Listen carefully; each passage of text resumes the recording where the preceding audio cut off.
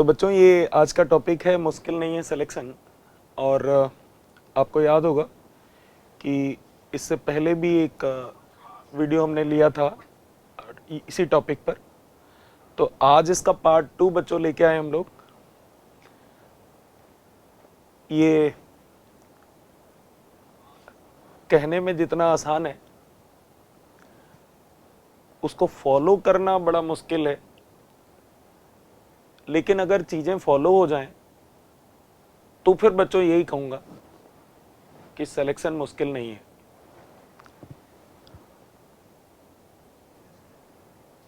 Okay, तो बच्चों selection आज की डेट में अगर आप नीट की बात करो तो 19 लाख के आसपास का रजिस्ट्रेशन था 2022 में, और ये करीबन 20 या 21 लाख पहुंच सकता है 2023 में। तो लगभग ये मोटा मोटा इतना रजिस्ट्रेशन का नंबर पहुंचेगा, और इतने से बच्चों में फाइट करना और अपने आप को प्रिपेयर करना ये बिल्कुल इजी नहीं है। लेकिन हाँ, इजी है अगर आप ये जो छोटे छोटे इंस्ट्रक्शंस आते हैं ना, उनको अगर आप फॉलो कर लें तो फिर चीजें उतनी मुश्किल नहीं है। मैं आपको उन्हीं में से कुछ जो मेन बातें हैं वो आपको बताता हूं।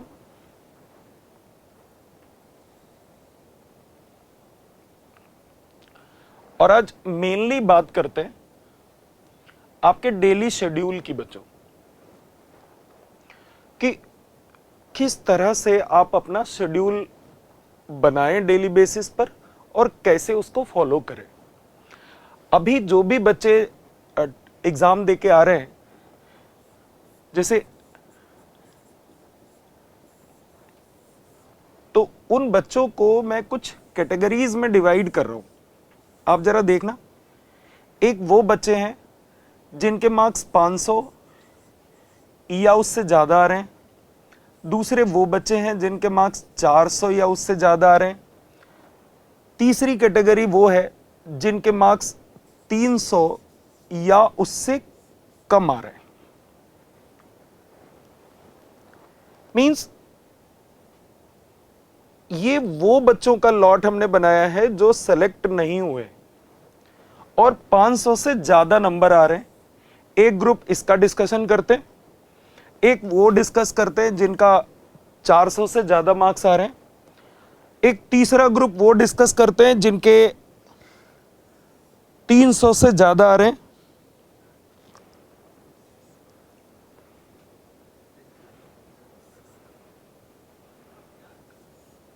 ये, और एक चौथा ग्रुप ले लेते हैं जिनके मार्क्स 300 से कम आ रहे हैं, ये वाला ग्रुप। फिर इसके अकॉर्डिंग अलग अलग बात करते हैं। तो बच्चों ये वाला जो ग्रुप है ना 500 से ज्यादा वाला, जिनके नीट में अभी 2022 में जिनके 500 से ज्यादा मार्क्स आ रहे हैं, बच्चों इनके लिए बिल्कुल अलग होगी ये जर्नी। उनको प्रिपरेशन एकदम अलग तरीके से करनी चाहिए। ये वो बच्चे हैं जिनके 500 से ज्यादा मार्क्स आ रहे हैं। बच्चों आपको मालूम है कि बिल्कुल भी आसान नहीं है 500 प्लस स्कोर करना। वो अलग बात है कि सीट्स की इतनी अवेलेबिलिटी नहीं है, इस वजह से आपको गवर्नमेंट मेडिकल कॉलेज नहीं मिल रहा जनरली। लेकिन 500 नंबर लाने वाला बच्चा मतलब मान के चलो ब्रिलियंट है, उसकी कुछ जो तौर तरीके हैं उनमें वो बदलाव करेगा तो डेफिनेटली इनका स्कोर बहुत तेजी से आगे बढ़ जाएगा। जो बच्चे 400 या उससे ज्यादा ला रहे हैं, इसका मतलब इनका भी जो बेसिक्स है पार्ट है, बेसिक्स क्लियर हैं लगभग इनका। मेरा अपना मानना यह है कि ये जो 400 से ऊपर वाले बच्चे हैं, इनके बेसिक्स में प्रॉब्लम नहीं है, इन्होंने प्रैक्टिस की कहीं ना कहीं शॉर्टेज है, कहीं ना कहीं गैप है, कहीं ना कहीं लैग है। तो इनको भी वही बात, इनको अपनी स्ट्रेटजीज में थोड़ा बहुत बदलाव लाना होगा। और 300 से ऊपर जो बच्चे स्कोर कर रहे हैं, डेफिनेटली अभी इन बच्चों के बेसिक्स में भी प्रॉब्लम है। तो इनको तो अभी बेसिक्स पर भी थोड़ा काम करना होगा और फिर स्ट्रेटजीज को आगे थोड़ा सा रिसफल करना होगा, तो प्रोडक्टिविटी बहुत तेजी से आएगी। ये वो बच्चे हैं जिनके 300 से भी कम मार्क्स आ रहे हैं। तो है क्या बच्चों ना, अगर आपने ये ठान लिया है कि आपको डॉक्टर बनना ही बनना है, तो फिर इस मामले में तो आप निश्चिंत हो जाओ कि अभी आपके कितने मार्क्स आ रहे हैं। क्योंकि जब यही आप हर समय अपने ऊपर प्रेशर बना के रखोगे तो बहुत जल्दी जल्दी ना एक्सपेरिमेंट्स नहीं कर पाओगे, और फिर प्रेशर आपकी प्रोडक्टिविटी को वो बहुत कम कर देता है। ये वाले जो बच्चे हैं, इनके लिए एकदम अलग स्ट्रेटजी, अलग रूटीन की बात करते हैं। तो थोड़ा थोड़ा सा डिफरेंस है स्ट्रेटजीज में। जैसे ये वाला जो लॉट है, 500 से ऊपर वाला जो लॉट है, मेरे हिसाब से इन बच्चों को जो 500 से ऊपर ला रहे हैं, बच्चों मेरी बात गौर से सुनना, 500 से ऊपर अगर मार्क्स आपके ऑलरेडी आ रहे हैं, तो आपके पास दो बहुत बड़े बड़े टास्क हैं। एक बहुत बड़ा टास्क ये है कि जिन चैप्टर्स की वजह से आपके मार्क्स ये 500 आ रहे हैं, उन चैप्टर्स में कहीं कोई कमजोरी ना आ जाए, कहीं ऐसा ना हो। और जनरली ऐसा ही होता है कि अगर 500 मार्क्स आ रहे हैं और पता चला कि सिलेक्शन रुक गया है फिजिक्स की वजह से, तो अगली बार वो सारा जोर फिजिक्स पे डाल देते और जो चैप्टर्स उनके बहुत ज्यादा स्ट्रांग थे उन पे कम ध्यान देते हैं, और अगली बार फिर नतीजा मोर और लेस वही रहता है। तो मैंने कहा ना कि अगर मार्क्स आपके 500 प्लस आ रहे हैं, तो बच्चों दो मेजर फोकस है। पहला मेजर फोकस ये है कि जो चैप्टर्स आपके स्ट्रांग हैं, कहीं वो वीक ना हो जाए। तो वो जो ऑलरेडी आपका बेस्ट पार्ट है, उसको रिटेन करना है, उसको प्रॉपर समय देना है। और दूसरा नया टास्क ये है कि आपको पता लग चुका है कि अभी गैप कहां है, उस गैप पर अलग से काम करना है। तो हर समय आपके दिमाग में ये दो तरह के टास्क रहने चाहिए। एक टास्क इस तरह का, एक फोकस का जो एरिया है वो ये कि हमें जो अपने बेस्ट चैप्टर्स हैं उनको रिटेन करना है, और जो हमारे वीक चैप्टर्स हैं उनको इंप्रूव करना है। ये जो लॉट है 400 वाला, इनके बेसिक्स बहुत बढ़िया है, और ये इस ग्रुप के लिए ये कह सकते हैं कि कोई भी चार में से कोई भी सब्जेक्ट इनका बहुत ज्यादा स्ट्रांग नहीं है। तो कहीं ना कहीं या तो चार सब्जेक्ट के चारों में कहीं ना कहीं थोड़ी थोड़ी प्रॉब्लम है, या फिर कोई एक सब्जेक्ट बहुत अच्छा होगा, तीन सब्जेक्ट डेफिनेटली कहीं ना कहीं तीन सब्जेक्ट में प्रॉब्लम है। तो इन बच्चों को लगभग मैं रिकमेंड करता हूं कि इनको चारों सब्जेक्ट में, मतलब यहां पर फोकस एरिया दो नहीं है इनकी तरह, इनके पास फोकस एरिया एक ही है। क्या कि चारों सब्जेक्ट वीक हैं, चारों पे काम करना है। ये वाला जो लॉट है 300 वाला, 300 से ऊपर वाला, ये जो बच्चे हैं ना जो 300 से ऊपर मार्क्स ला रहे हैं, इनको अभी काम करना होगा थोड़ा और, किस पे? नोट्स बनाने पे। क्योंकि इनका जो कंप्रेहेंशन है, इनकी जो अंडरस्टैंडिंग है सब्जेक्ट की, अभी उस पे भी काम होना है। प्रैक्टिस पे तो काम होना ही है। अभी ये वाला जो ग्रुप है, इसको थ्योरी पर भी अभी काम करना है। इनको शॉर्ट नोट्स बनाने की जरूरत है, और इनके पास शॉर्ट नोट्स डेफिनेटली होंगे। इनको केवल प्रैक्टिस पे काम करना है और अपने गैप ढूंढने, और जो बढ़िया चैप्टर्स हैं उनको रिटेन करना है। इनको चारों सब्जेक्ट में जो वीक एरियाज हैं वो आइडेंटिफाई करने और उन पे काम करना है।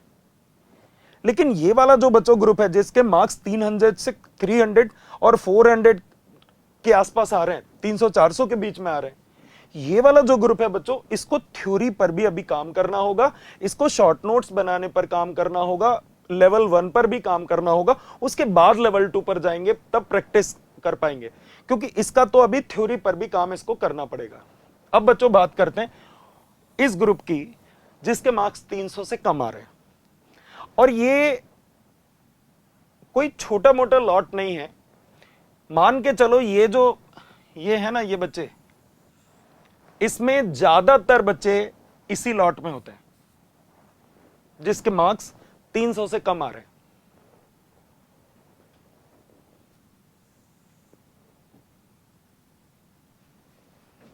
पेज हटाना।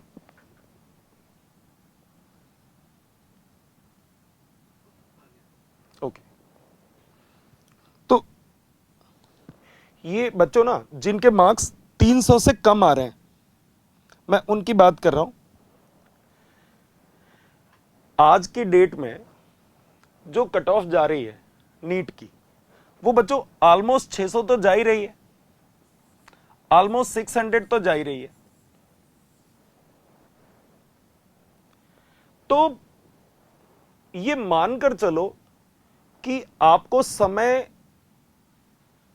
कितना भी लगे, 6 महीना लगे, 1 साल लगे, 2 साल लगे, हमें इस स्थिति पर तो पहुंचना ही होगा।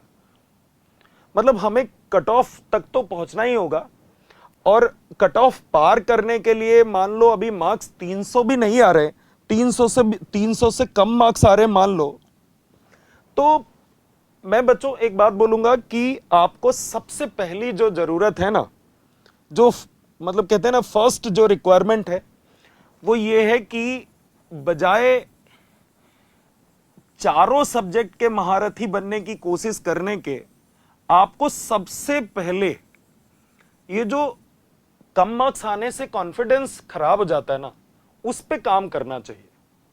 और बच्चों कॉन्फिडेंस पे कैसे काम करोगे आप, मैं आपको एक चीज बताता हूं। क्या करना चाहिए बच्चों आपको, जिसके मार्क्स 300 से भी कम आ रहे हैं, सबसे पहले उसे सारा काम छोड़ के सबसे पहले उसको बायो तैयार करनी चाहिए।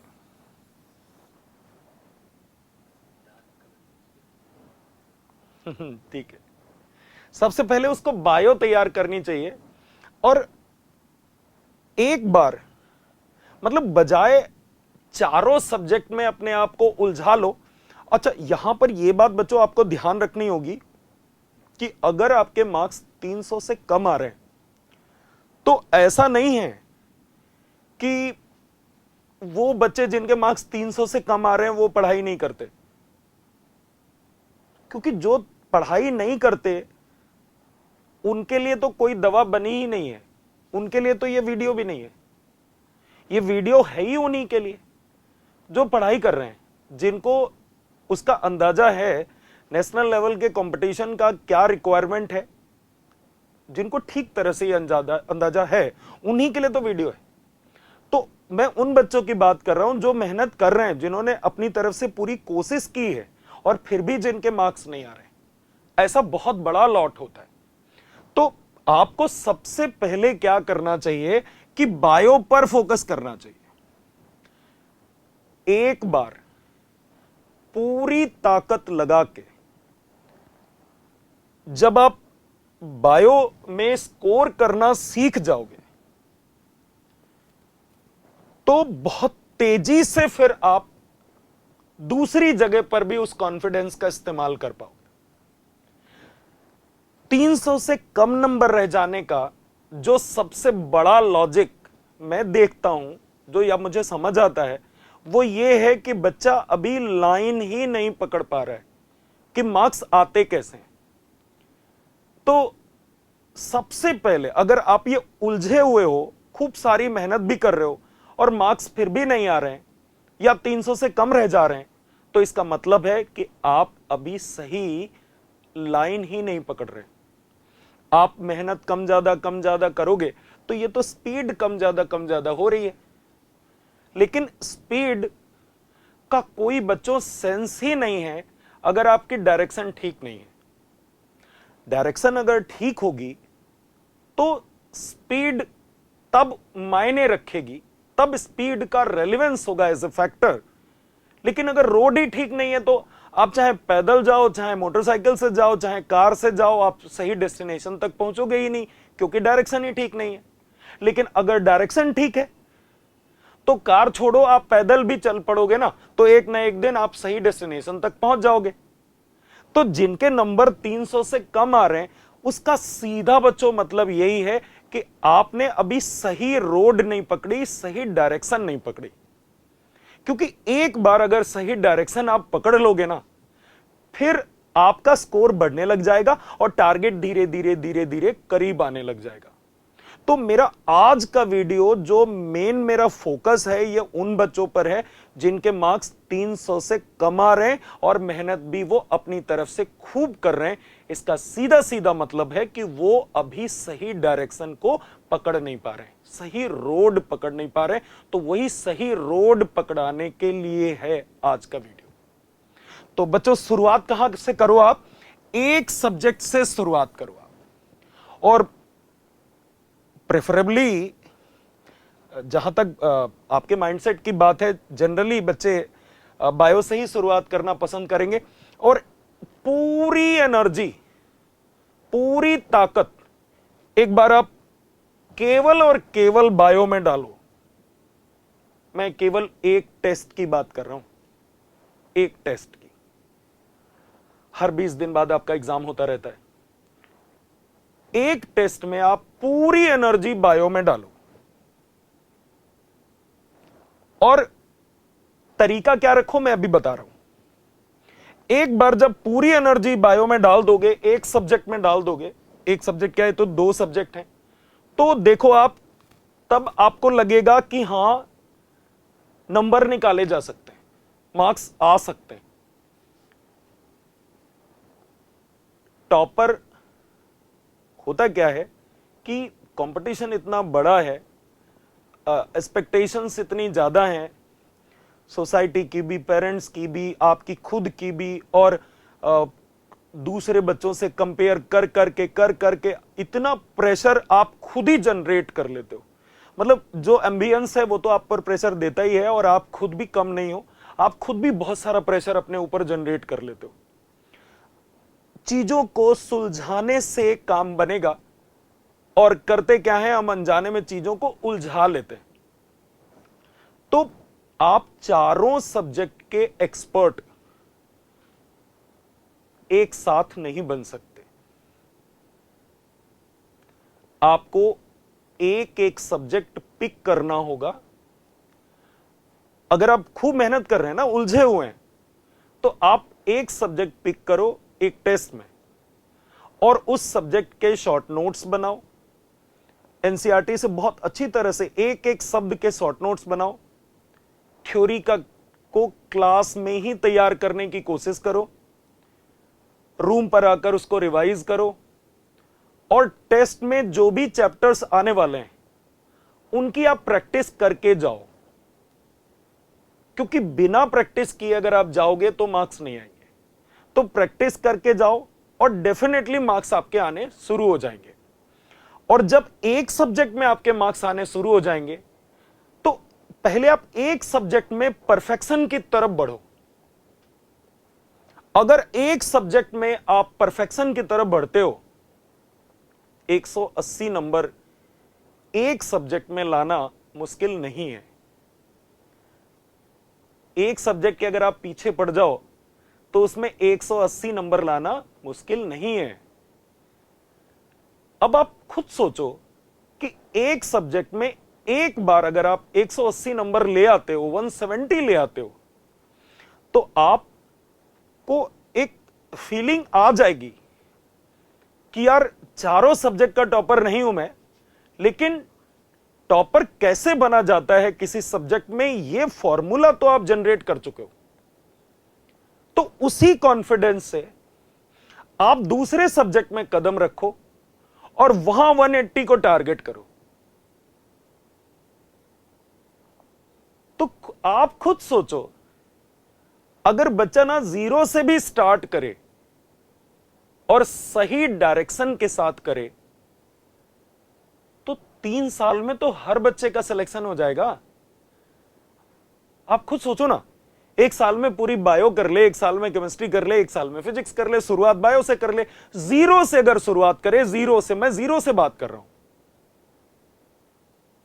और कोई भी बच्चा जीरो पर नहीं होता है, ये आपको भी मालूम है। तो एक साथ हर टेस्ट में ये जो 720 नंबर लाने का ट्राई करते हैं ना बच्चे, उन्हीं बच्चों के साथ समस्या हो रही है, उन्हीं वही प्रॉब्लम में फंसते हैं। वो चारों जगह हाथ पैर मार रहे हैं, उनकी पूरी एनर्जी, उनका पूरा टाइम सब डिफ्यूज हो रहा है अपनी चारों सब्जेक्ट। हर बच्चा ये काम नहीं कर सकता। आप अपने को कैटेगराइज करके देख लो। मैंने कहा ना कि 500 वाले ग्रुप में हो, 400 वाले ग्रुप में हो, 300 वाले ग्रुप में हो, या 300 नीचे वाले ग्रुप में हो। अगर आप 500 वाले ग्रुप में हो तो आपको मालूम है कि बहुत बढ़िया प्रिपरेशन आपकी है। जहां जहां कमजोरी है उस पे पूरी तरह लगना है, और प्लस 500 का स्कोर जो चैप्टर्स आपके दे रहे हैं उनको रिटेन करना है। 400 वाली स्थिति में अगर आप खड़े हो तो आपको मालूम है कि आपके फंडामेंटल्स क्लियर हैं। आपको यह देखना है कि आप प्रैक्टिस में कहां लैग आ रहा है, उस पर फोकस करना है। अगर आप 300 से ज्यादा हो तो अभी आपको देखना है कि अभी आपका जो शॉर्ट नोट्स वाला काम है वहां पर कहीं कहीं मतलब बेसिक में अंडरस्टैंडिंग में अभी कहीं कहीं प्रॉब्लम है। तो जहां जहां अंडरस्टैंडिंग में जिन जिन चैप्टर्स में प्रॉब्लम है केवल उन्हीं चैप्टर्स को बहुत अच्छी तरह तैयार करो, और वो जो 300 नंबर आपको दूसरे चैप्टर्स दे रहे हैं उनको रिटेन करके चलो। और 300 से अगर नीचे हैं मार्क्स तो फिर मैंने कहा कि आप पहले एक सब्जेक्ट को बहुत अच्छा करो, फिर दूसरे को बहुत अच्छा करो। मिनिमम आप बायो, एटलीस्ट बायो पकड़ो और उसमें टारगेट बनाओ 360 नंबर का। एक बार बायो में 340 के आसपास जब आपके आने लग जाएंगे तो आप खुद देख लो, उसी कॉन्फिडेंस से फिर आपकी केमिस्ट्री इजी होगी, स्मूथ होगी। और एक बार जब आप बायो और केमिस्ट्री, आप सोचो ना ये 500 नंबर का कॉम्बिनेशन बन गया, फिर आप बड़ी स्मूथली, भले ही एक साल लग जाएगा और, लेकिन आप बढ़िया सा अचीव कर लोगे, 650 अचीव कर लोगे। एक बार बायो और केमिस्ट्री अगर पकड़ में आ गई फिर आप कॉन्फिडेंस उतना बढ़ जाएगा। आपको मालूम है कि जिस तरह से मैंने बॉटनी के बाद जोलॉजी और जोलॉजी के बाद केमिस्ट्री इंप्रूव किया, 3 सब्जेक्ट इंप्रूव कर लिया, उसी तरह फिजिक्स इंप्रूव कर लोगे। तो बच्चों एक सीक्वेंस पकड़ो, सबसे पहले सीढ़ी के पहले डंडे पे चढ़ो। हड़बड़ी में दूसरे, तीसरे, चौथे, पांचवें और फिर फिसल जाते हो, इसीलिए स्कोर कम हो जाता है। अब मैं थोड़ी सी बात ये करूं कि डेली बेसिस पर आपको कैसे अपना रूटीन बनाना चाहिए।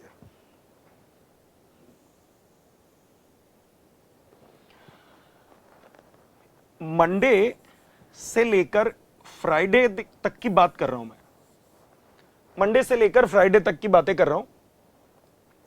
इसमें 2 पार्ट्स ले लेते हैं, 4 आवर्स प्लस 8 आवर्स। 4 आवर्स ये तो हो गए आपकी कोचिंग के, 1 आवर पर सब्जेक्ट, और ये लिए मैंने उससे ठीक 2 गुना टाइम लिया है सेल्फ स्टडी का। तो बच्चों यहां पर ही आपको पहली चीज समझ आ रही है कि जितना टाइम टीचर आपको देंगे उसका ठीक 2 गुना टाइम आपको सेल्फ स्टडी में देना चाहिए।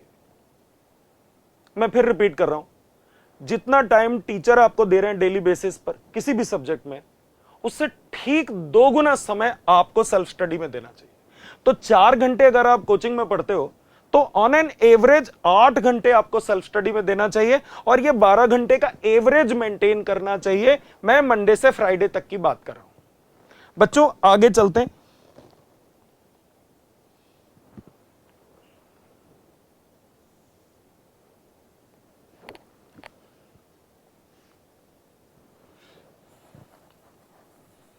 और इसको इलेबोरेट करते हैं इन 8 घंटों को।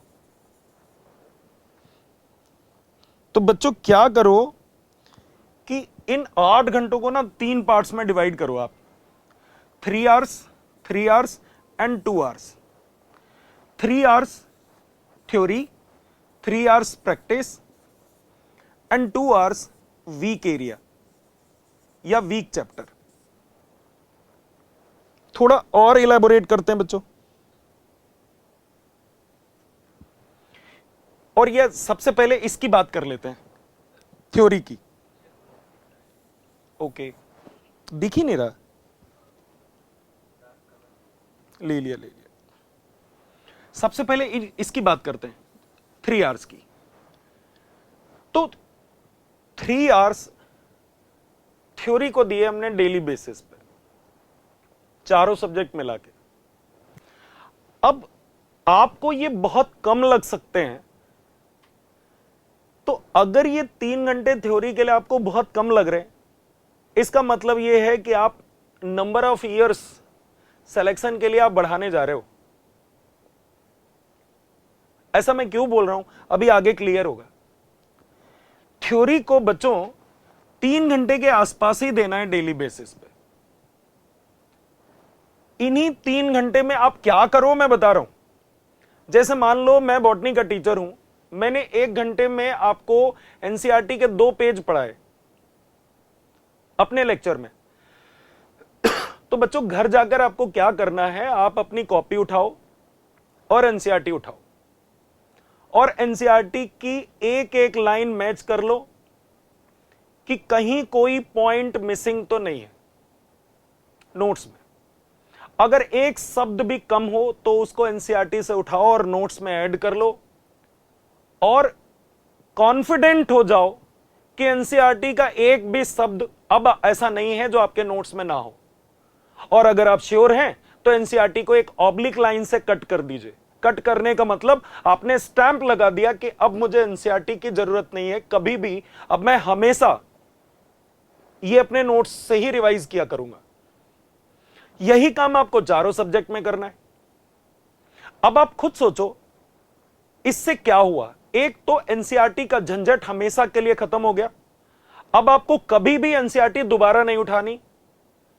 डेली बेसिस पर अगर आप ये काम करोगे तो लास्ट में जब रिवीजन करने की बारी आएगी तो ना आपको एनसीईआरटी पिक करनी पड़ेगी और ना ही आपको मॉड्यूल पिक करने पड़ेंगे। केवल और केवल नोट्स से ही आपका बढ़िया काम चलेगा, मस्त। और ये डेली बेसिस पर अगर आप करने लग जाओगे तो आप खुद सोचो कि कितना टाइम लगेगा। 1 घंटे का लेक्चर मैंने बॉटनी का पढ़ाया, घर जाकर आपको क्रॉस चेक करना और नोट्स में वो सब कुछ वेरीफाई करना और ऑब्लिक लाइन से कट कर देना एनसीईआरटी, कितना टाइम लगेगा? आधा घंटा। तो चारों सब्जेक्ट में मिला के 2 घंटा मिला लो। फिजिक्स और केमिस्ट्री को एक्स्ट्रा टाइम लग जाएगा, 3 घंटे ले लो। तो देखो 3 घंटे दिए हमने।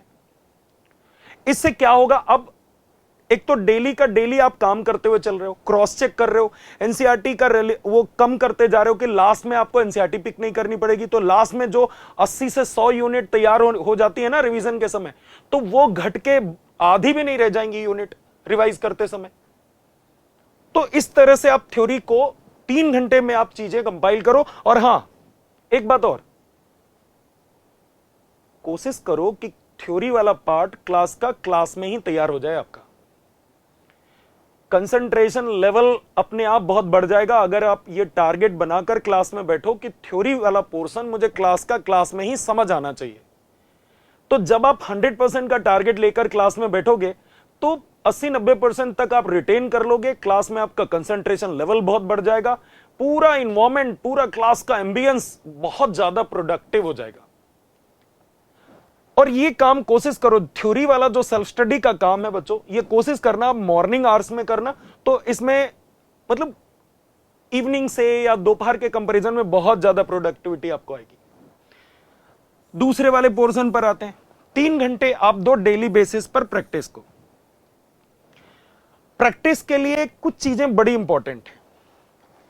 पहला पॉइंट कि किसी भी चैप्टर की प्रैक्टिस आप तब स्टार्ट करो जब वो चैप्टर कंप्लीट हो जाए। जब वो चैप्टर कंप्लीट हो जाए। दूसरी चीज,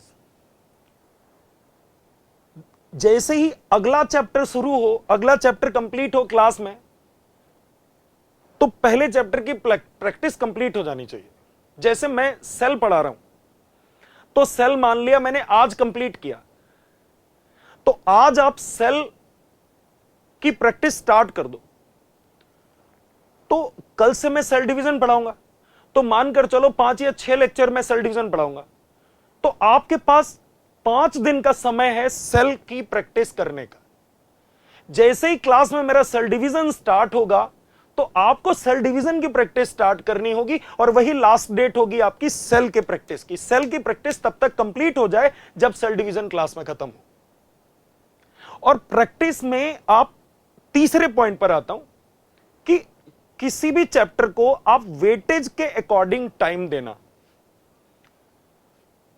किसी भी चैप्टर को इतना ज्यादा समय मत दे दो कि किसी चैप्टर की प्रैक्टिस को छोड़ना पड़ जाए।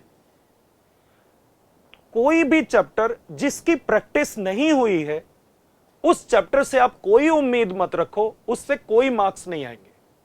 तो प्रैक्टिस कंपलसरी है। प्रैक्टिस थ्योरी के बाद का नेक्स्ट लेवल है, वहां जाना ही होगा। मार्क्स के करीब प्रैक्टिस है ना कि थ्योरी। थ्योरी के बाद का स्टेप प्रैक्टिस है, वहां जाना ही पड़ेगा। और जब तक ये बैरियर नहीं तोड़ोगे प्रैक्टिस वाला, प्रैक्टिस करनी ही पड़ेगी। और प्रैक्टिस में ध्यान रखना होगा कि कहीं हम ओवर ना कर दें, कहीं हम किसी चैप्टर में इतना ज्यादा ना कर दें कि कोई चैप्टर की प्रैक्टिस हमसे छूट जाए, टाइम ना मिले हमें। अब आते हैं इस थर्ड पोर्शन पे। बच्चों, बिगनिंग में शुरुआत के 2-3 महीने बैकलॉग बिल्कुल नहीं होता है।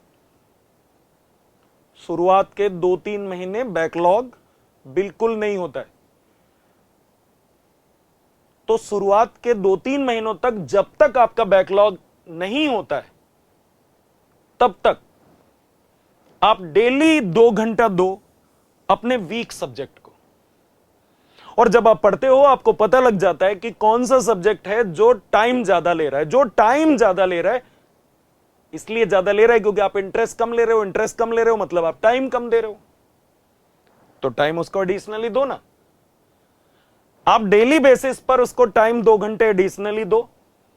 जब 2 घंटे आप डेली उस सब्जेक्ट को एडिशनली देने लग जाओगे तो इंटरेस्ट डेवलप होगा। इंटरेस्ट डेवलप होगा, वो वीक नहीं रह जाएगा।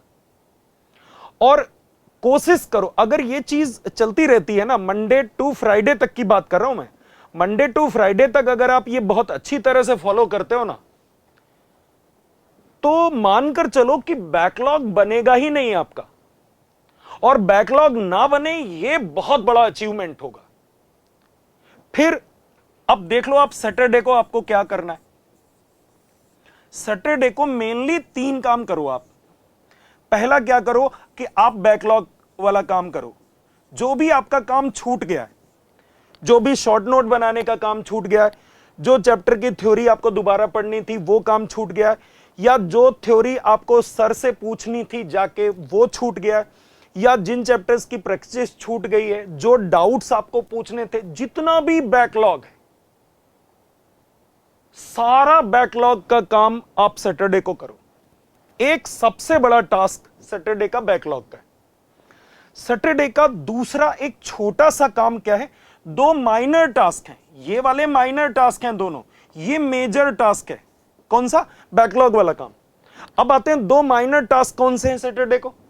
पहला माइनर टास्क है कि आप अब मंडे से लेकर फ्राइडे तक जो आपने काम किया है उसको एनालाइज करो, उसकी एनालिसिस करो, और उसकी एनालिसिस करके पेज पर लिखो कि मंडे से लेकर फ्राइडे तक क्या क्या प्रॉब्लम हुई है और हमने कहां कहां पर गलती की है।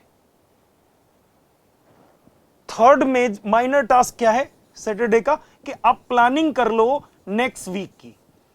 नेक्स्ट वीक का प्लान कर लो आप। Next week means Monday to Friday तक का प्लान कर लो।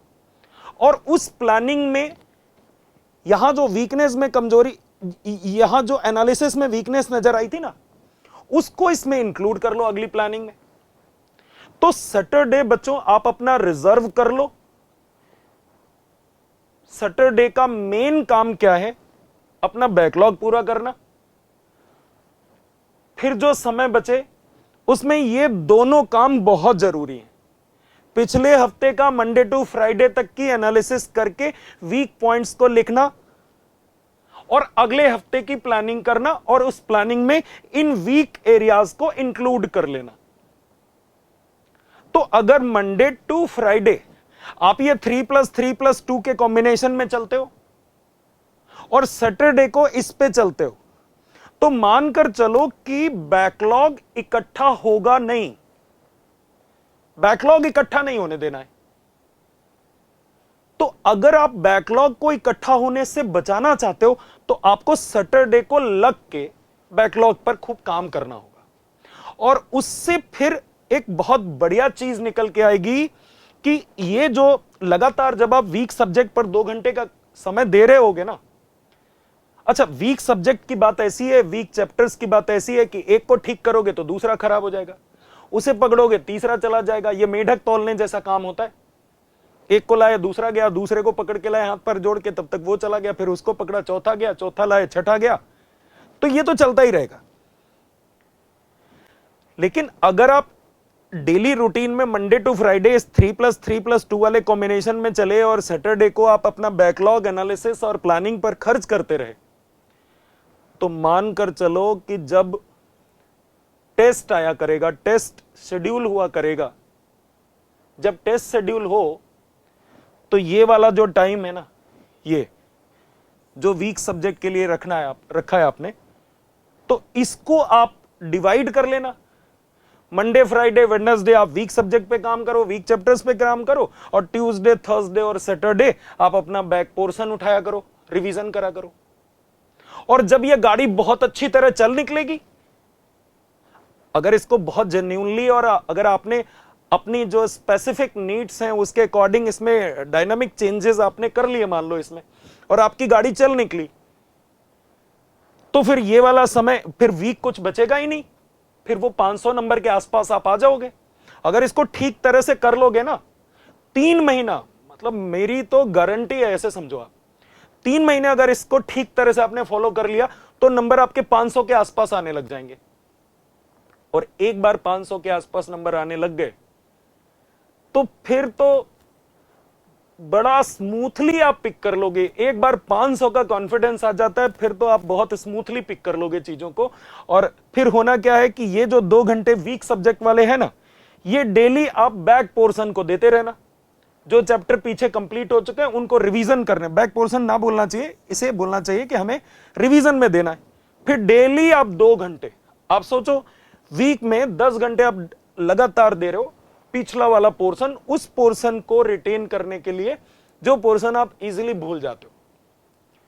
तो इसको 3 महीने बच्चों फॉलो करो और मेरा तो वादा है कि बहुत जबरदस्त आपका स्कोर बढ़ेगा।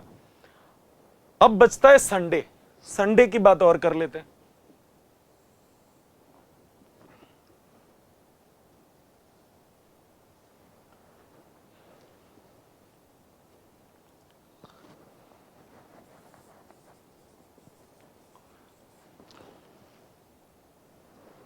संडे को क्या करो, एक तो संडे को हुआ करेगा टेस्ट। तो अगर संडे को टेस्ट होता है तो जो काम मैं बोलने वाला हूं वो बाद में कर लेना टेस्ट के, और अगर टेस्ट नहीं होता है तो आप दिन भर में वही काम करो। एक काम क्या, सैटरडे को हमने बैकलॉग के लिए रिजर्व रखा था। अगर इन केस सैटरडे को छूट जाता है बैकलॉग वाला काम, तो वो छूटा हुआ काम संडे को आप कर सकते हो। एक बात, मतलब सैटरडे का जो काम बैकलॉग है, सैटरडे को करना था ना बैकलॉग वाला काम, तो हो सकता है थोड़ा बहुत काम सैटरडे का बाकी रह जाए तो वो आप संडे को कर लो। बाकी मेरा स्ट्रॉन्ग रिकमेंडेशन है कि संडे को एक हॉबी और दूसरा हेल्थ, इन 2 H पे काम करना चाहिए आपको। देखो सिलेक्शन अगर आप पूरी शिद्दत से लगोगे तो सिलेक्शन तो हो ही जाना है। थोड़ा टाइम आगे पीछे, थोड़ा समय ज्यादा लग जाना है। अगर मैकेनिज्म को बहुत अच्छी तरह से इंप्लीमेंट नहीं करते हो, मैकेनिज्म को अगर बहुत सही तरह से इंप्लीमेंट करते हो और हर समय आपके दिमाग में एक ही चीज गूंजती रहती है, क्या, कि इंप्रूव करना है। अगर उस इंप्रूवमेंट के लिए आप हर समय कोशिश करते रहते हो, हर समय प्रयोग करते रहते हो कि और इंप्रूव कैसे करें, और इंप्रूव कैसे करें, और ना सिर्फ पढ़ाई लिखाई में इंप्रूव करें, हर चीज में, हर एंगल पर, हर फ्रंट पर इंप्रूवमेंट, तो अगर आप इंप्रूवमेंट को लेकर दिमाग में जुनून रखते हो कि, तो फिर मान के चलो सिलेक्शन तो छोटी बात है, सिलेक्शन तो हो ही जाना है। संडे को इन दो चीजों पर काम जरूर करना है, एक हॉबी और एक हेल्थ। हेल्थ आप जानते हो फर्स्ट प्रायोरिटी है, इसीलिए आप मेडिसिन में जा रहे हो, और खुद की ही हेल्थ पर अगर काम नहीं किया तो फिर तो आप सोचो डॉक्टर ही बीमार है। तो होना तो यह चाहिए कि आप हर दिन थोड़ा आधे घंटे का समय निकालो, इस पूरे अपनी प्रिपरेशन से आधे घंटे का समय जरूर निकालो, और कोई ऐसा गेम खेलो जिससे आपको पूरा शरीर आपका पसीने से भर जाए। और जिस दिन आप आधा घंटे समय नहीं निकाल पा रहे हो, कोई बात नहीं, कोशिश जरूर करो हर दिन आप आधे घंटे कम से कम। और अगर मान लो कोई गेम आप नहीं खेल पा रहे हो तो क्रिस्प वॉक करो, तेजी तेजी से वॉक कर लो आधा घंटा, पूरा पसीने से भरना बहुत जरूरी है। और संडे को एटलीस्ट 2 से 3 घंटे, 2 to 3 आवर्स, 2-3 घंटे संडे को आप कोई इस तरह का गेम खेलो, चाहे आप क्रिकेट खेलो, चाहे आप बैडमिंटन खेलो, टेनिस खेलो, कबड्डी खेलो, कोई ऐसा गेम खेलो 2-3 घंटे संडे को, जिससे आप स्वस्थ रहो। और केवल स्वस्थ रहने के लिए ही नहीं होता गेम, अगर आप बहुत बढ़िया स्पोर्ट्स स्पिरिट डेवलप हो जाती है गेम से, और स्पोर्ट्समैन स्पिरिट अगर आ गई आप में, तो मानकर चलो कि बहुत प्रॉफिट मिलेगा हमारे एकेडमिक्स को भी आपके स्पोर्ट्समैन स्पिरिट से। कैसे? हम लोग जब पढ़ते थे ना, तो बहुत सारे बच्चे हर क्लास में फेल हो जाते थे। बहुत सारे साथी हमारे फर्स्ट में फेल हुए, सेकंड में फेल हुए, थर्ड में फेल हुए, फोर्थ में फेल हुए, फिफ्थ में फेल हुए। तो वो जमाने में मतलब फेल होना एक कॉमन बात थी। तो जब फेल हो जाते थे तो हम मतलब देखते थे उनके बिहेवियर में कैसे चेंज आ रहा है, उनके साथ जो बिहेवियर होता था उसमें भी बहुत सारे चेंजेस आते थे। तो वो बच्चे फिर बाउंस बैक कैसे करते थे, वो मैकेनिज्म डेवलप करते थे कि बाउंस बैक कैसे करें। जब एक बार फेल हो गए तो अगली बार पास होते थे, फिर अगली बार और मार्क्स बढ़ाते थे, फिर वो धीरे धीरे करके या तो डिरेल हो जाते थे या तो फिर ज्वाइन कर लेते थे अच्छे बच्चों के क्लब को।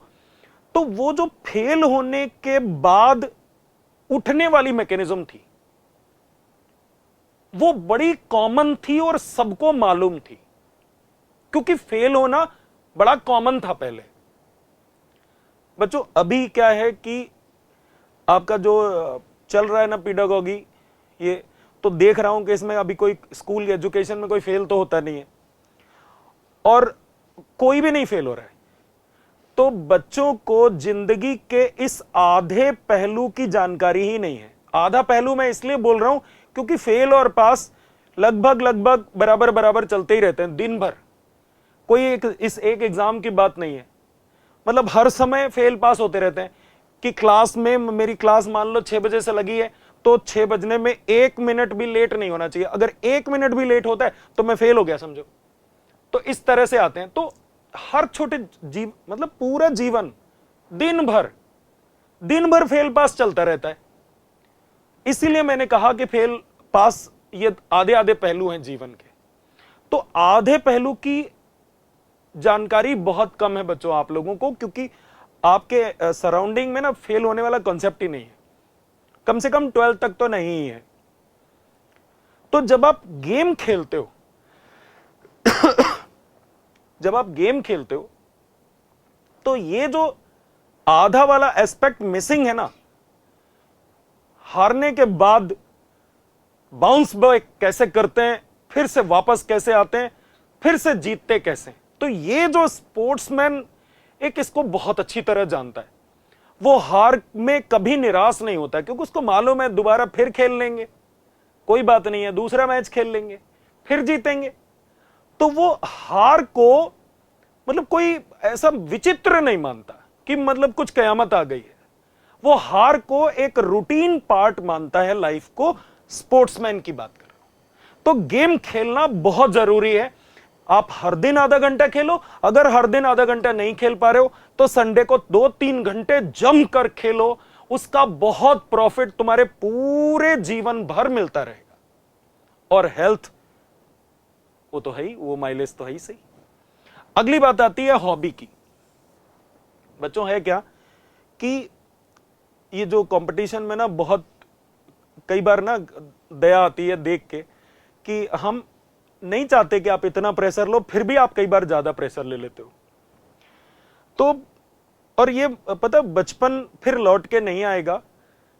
और मान लो आप अभी इमेजिन करो, आप मान लो सेलेक्ट हो गए, आप किसी अच्छे मेडिकल कॉलेज में बैठे हुए हो, कोई भी इवेंट होना है, कोई भी फंक्शन होना है, तो अब वहां पर 150 बच्चों में से या 200 बच्चों में से आप कैसे बाहर निकल कर आओगे, आप कैसे इंप्रेस करोगे लोगों को, आपकी जो मतलब कैसे वहां पर आपको कैसे लोग पहचानेंगे कि इसमें और भी बहुत कुछ है, केवल ये पढ़ाई लिखाई का ही मास्टर नहीं है। क्योंकि वहां पढ़ाई लिखाई में तो सभी लगभग आपके बराबर होंगे, एक जैसे होंगे। तो कोई ना कोई बच्चों आप एक हॉबी डेवलप करो। अगर हॉबी ऑलरेडी है, कोई भी सिंगिंग, डांसिंग, पेंटिंग, कोई इंस्ट्रूमेंट बजाना सीखो, कोई एक हॉबी कंपलसरी है। और अगर है तो उसको डेली 2-3 घंटे समय दो, संडे को एटलीस्ट 2 घंटे तो दो ही सही। संडे कंपलसरी मानना बच्चों, मेरी तरफ से तो यही है कि आप मतलब पढ़ाई लिखाई के बिल्कुल बराबर है ये सब। और जो आप चाहते हो ना कि हम सेलेक्ट हो जाने के बाद मेरा इस तरह का एलीट बिहेवियर होगा, मैं ये हॉबी पे काम करूंगा और मैं ये गेम भी खेलूंगा, तो बच्चों ये सब ना अगर सोच रहे हो ना 2 साल बाद 3 साल बाद, तो क्यों ना इसको अभी से शुरू करो आप। तो वो सारी जो बाद की प्लानिंग है आपकी कि इस तरह का हॉबी पर भी काम करोगे, हेल्थ पर भी काम करोगे, गेम्स भी खेलोगे, वो सब अभी से शुरू करो। और टाइम के हिसाब से खुद को बढ़िया से मैनेज करो। वो टालो मत कि आप ये कर लोगे तब वो करोगे, ऐसे मत करो। वो अभी से शुरू करो और टाइम के हिसाब से खुद को मैनेज करो। हॉबी पर अगर आप काम कर लोगे तो ये हॉबी पर काम करने से क्या होता है, कभी भी निराश नहीं होगे आप। जब भी आपको कुछ मान लो एनर्जी लेवल कम लगे, तो आप अपनी हॉबी पर जैसे ही लौटोगे आप री एनर्जाइज होगे। आपके पास सेल्फ मोटिवेट होने का ना फॉर्मूला होगा। आप मोटिवेशन के लिए दूसरों पर डिपेंडेंट नहीं होगे। आप मोटिवेशन का एक वीडियो देखने जाते हो और 50 वीडियो देखते हो, जाने कितना समय खर्च आपका हो जाता है। तो जब आप एक हॉबी डेवलप कर लोगे तो आप एक स्किल डेवलप कर लोगे। भले उसका कोई कमर्शियल यूज हो ना हो, लेकिन आपको कोई इंस्ट्रूमेंट बजाना आता है, वो भारत में लाखों के ऊपर आपको ले आएगा अचानक से। क्योंकि लोग इस पढ़ाई लिखाई के चक्कर में ना तो कोई हॉबी डेवलप कर रहे हैं, ना सही से कोई गेम पर जा रहे हैं, ये सब दब रहा है। तो एटलीस्ट संडे को अगर टेस्ट है तो टेस्ट के बाद ये तीनों काम करें, और अगर टेस्ट नहीं है तो पूरे दिन में बच्चों ये तीनों काम करने हैं संडे को। एक बैकलॉग जो सैटरडे को नहीं हो पाया था, छूट गया, वो करो। अपनी हॉबी पे काम करो और कोई ना कोई गेम खेलो 2-3 घंटे वाला, बढ़िया। और रही बात सिलेक्शन की, तो सिलेक्शन जो बच्चे मैंने कहा ना बहुत ज्यादा मेहनती होते हैं, बहुत ज्यादा मेहनती, बहुत ज्यादा हंसमुख होते हैं, मतलब उनका जो बिहेवियर है बड़ा प्लीजेंट होता है। बहुत ज्यादा मेहनती होना, बहुत प्लीजेंट बिहेवियर वाले बच्चे, और जिनके दिमाग में हर समय चलता है कि मुझे इंप्रूव करना है, मुझे हर एक एंगल पे इंप्रूव करना है, और वो केवल सोचते ही नहीं है, वो इंप्रूवमेंट के लिए इंप्लीमेंट करते हैं, नए नए आइडियाज खोजते रहते हैं और उसको अप्लाई करते रहते हैं। तो खूब मेहनती बनना होता है, हंसमुख रहना होता है, प्लीजेंट पर्सनालिटी होनी चाहिए, और इंप्रूवमेंट के लिए बिल्कुल डेडिकेटेड रहते हैं कि इंप्रूव करना है, मुझे हर एंगल पर हर फ्रंट पे इंप्रूव करना है। तो ये 2-3 चीजें काफी हैं। सिलेक्शन मुश्किल नहीं है। सिलेक्शन मुश्किल उन्हीं के लिए होता है बच्चों जो केवल सोचते हैं, अप्लाई नहीं करते कॉन्सेप्ट्स को। अगर एक बार आप टीचर्स की बातों को, इन सब चीजों को एक बार आप अप्लाई करना शुरू करो, तो 2 या 3 महीने में ही आपका बच्चों कंप्लीट ट्रांसफॉर्मेशन हो सकता है। कंप्लीट ट्रांसफॉर्मेशन की बात कर रहा हूं मैं, 2-3 महीने में कंप्लीट ट्रांसफॉर्मेशन होगा। एक बार आप चीजों को अप्लाई करना शुरू करो और ओवर थिंकिंग निकाल दो, थॉट प्रोसेस को एक्शंस में कन्वर्ट करो, काम करना शुरू करो, अप्लाई करना चीजों को शुरू करो, और सैटरडे टू सैटरडे आप एनालाइज करके आप आगे की प्लानिंग में उसको समाहित कर लो और इंप्रूव करते जाओ। So wish you all the best बच्चों। कोशिश की है मैंने कि आज आपके रूटीन के थ्रू मैं आपको यह समझा सकूं कि सिलेक्शन मुश्किल नहीं है, और खासकर उन बच्चों के लिए जिनके मार्क्स 300 से नीचे आ रहे हैं, उनके लिए हमने खास बात इस पे ध्यान रखा इस वीडियो में कि उनको यह बता सकूं कि चारों सब्जेक्ट में मत उलझो। अगर बहुत कम नंबर आ रहे हैं, एक सब्जेक्ट से स्टार्ट करो, एक सब्जेक्ट के मास्टर बनो, एक बार परफेक्शनिस्ट बन के दिखाओ एक सब्जेक्ट में। जब एक सब्जेक्ट में ये गूज बम्प देगा आपको, जब एक सब्जेक्ट में आप एक्सपर्ट बन सकते हो, मास्टर बन सकते हो, तो फिर आपको फॉर्मूला मिल जाएगा। फिर उसी फॉर्मूले से, उसी कॉन्फिडेंस से आप आगे बढ़ते चले जाओगे। Wish you all the best बच्चों।